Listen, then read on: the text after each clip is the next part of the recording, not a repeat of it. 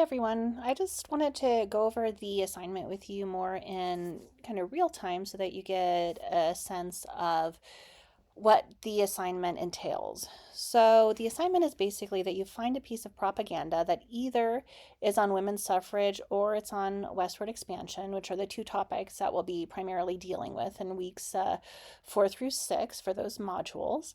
And then you need to analyze that piece of propaganda. So you don't want to do anything but analyze the propaganda. There's no discussion of the history of propaganda unless it directly relates to the image. So let me go ahead and show you an example of what I'm talking about. So the first question I would have if I were writing this assignment or if I were writing this essay is, how do I find the piece of the propaganda? Well, let's say I'm going to work on suffrage. So what I want to look up then is suffrage propaganda from 1820 through 1900. And let's see what pops up. And I'm going to go to an image search so that I don't get a whole bunch of writing. And you can see that already a number of things are popping up.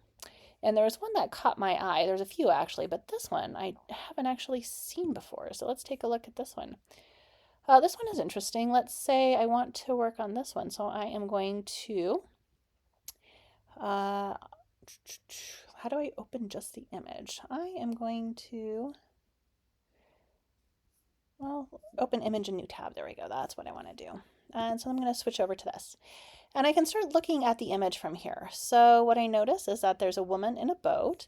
And at the bottom, it says handicapped. So clearly suggesting that she's handicapped somewhere. And then there's a guy in a boat kind of above her on the waves with votes on a sail. So she's rowing hard against the waves and he's just kind of sailing along with the vote, with the wind of the vote. And you'll notice in the background there is the Houses of Parliament there. So clearly this is about the British right to vote. But, you know, suffrage was a thing in Britain as well. And actually many of the suffragettes from Britain came over to the US to help the movement here because women got the right to vote in England before, and in a lot of places in Europe, before they did here. So I'm going to settle on this as an image, and I am also going to then start with the analysis, right? And so the best way to start with the analysis is just to start breaking these things down and kind of listing them like we did for the cave and the discussion about Plato and his cave. So let's do that. So I get my document here and I'm just going to start writing. I don't need a template or anything like that. I just need to start writing. So I've got the image. And what do we note about the image? Well, we note that orange is a predominant color. We've got some quotes there. We've got handicapped.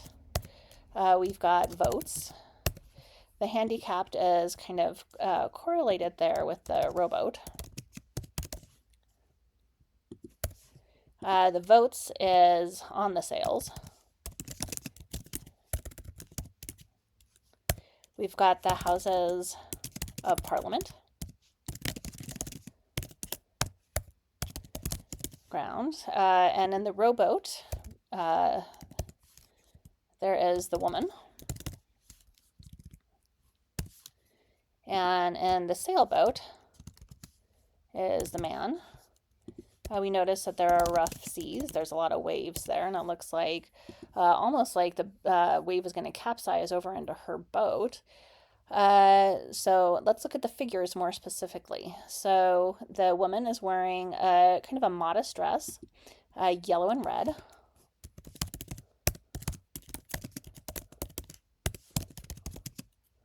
Oh, did I say red? I meant blue.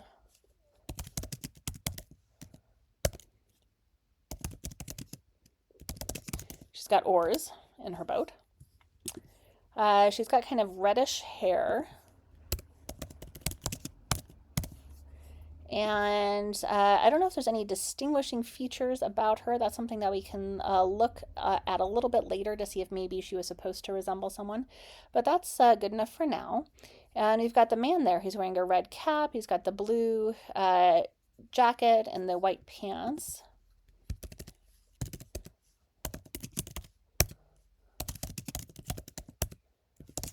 he looks kind of upper class and relaxed, like, you don't wear white pants if you're going to go get them dirty.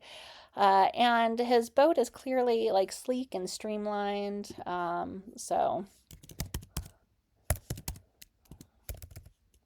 he's got the sailboat with orange sails. So orange seems like it might be a significant color. And so we'll want to look up, perhaps the significance of that. And of course, the Houses of Parliament are where votes take place, so that's an important thing that we have already noted. Now from here, now that we've listed this, we can kind of go about investigating the image. We can start online, just kind of generally speaking, with a handicapped suffrage poster and see if anything comes up. We've got all of that. We've got the Library of Congress. Let's see what the Library of Congress has to say about it. Not all that much, but it's a good place to start researching here. We can learn that it was produced in 1909. It was actually the winner of a competition. That's good. Oh, we probably get we get the author here, where it was published. So Grant Duncan, it was published by the Artist Suffrage League. So this is all a lot of good information that we're going to want to take from our research. And then, so this is a good place to start. So we're going to keep all of this information. In the document here, we're going to put by Grant Duncan, I think it said. Duncan Grant, actually. There we go. And it was produced in 1909, so it definitely falls within our framework. And it was the winner of that, so we'll put that into our description of the image as well. Right, and so we've got some good information going here. I would also look up significance of orange to suffrage movement, see if there's anything going on there. Okay, so it's not a central symbol, but we get some information about the central symbols. And we've got some more symbolism in the women's suffrage movement. We just happened to come across a good article, and this article happens to be produced by the Library of Congress, which is a good, reputable source. So we'll probably want to read a little bit more through this later. So this is just kind of, we're accumulating information, and we're kind of breaking down the image. So as we move further into our research and further into talking about the image, of course, what I'm going to expect to see in the introduction is a description of the image and what you think the main message of the image is. And of course, for this one is the message that women are handicapped without the right to vote. Votes speed along the process towards parliament, towards lawmaking, towards everything. And if those aren't there, then you're handicapped, and women are clearly handicapped. So that is the central message of this image. It is pro-suffrage, so pro getting women the right to vote. And so those are all things that you would want to mention in the introduction. Then what you want to do is focus on breaking down the image. Like, how does this image work? Right? Why are there rough seas? What would the rough seas be? Would these be the process of lawmaking? Would this be the process of having somebody actually represent your political interests, and how much more difficult that is when you don't have the right to vote? Why would the woman, for instance, be dressed modestly? Why would she not be represented as a flapper girl or a poor woman or a rich woman, for that matter? Why wouldn't she be in the boat with the man, right? So these are things that you kind of got to think of, because they do make an impact here. She's dressed modestly, which suggests that she's a reasonable person, right? Perhaps yellow. We could also look up yellow, and I do happen to know that yellow actually is associated with the suffrage movement. So she's wearing her yellow top there in association with the suffrage movement. She is rowing with the oars. She's not afraid to work hard for what she wants, and she really wants to get there, but it seems unfair that there's a man just coasting along, and she has to work so hard. Her reddish hair might also be significant, because there were some significant political figures during the time that did have reddish hair. Muriel Matters, for one, did have reddish hair, so it could be a representative of her. We'd have to look more closely into that. We could also talk about the figure of the man. So the man is in a streamlined boat on easy street. He's wearing a red cap, a blue jacket, and white pants. Red, white, and blue are the colors, of course, of the British flag. They're also coincidentally the colors of the American flag. So that's, the kind of masculine nation right there. His sailboat has orange sails, and clearly, prominently on those orange sails are the vote. And those sails are full of wind, and he is coasting along right towards Parliament. And that is what they're saying the vote does. For men have, easy street route to legislation, to voting, to having their political interests represented.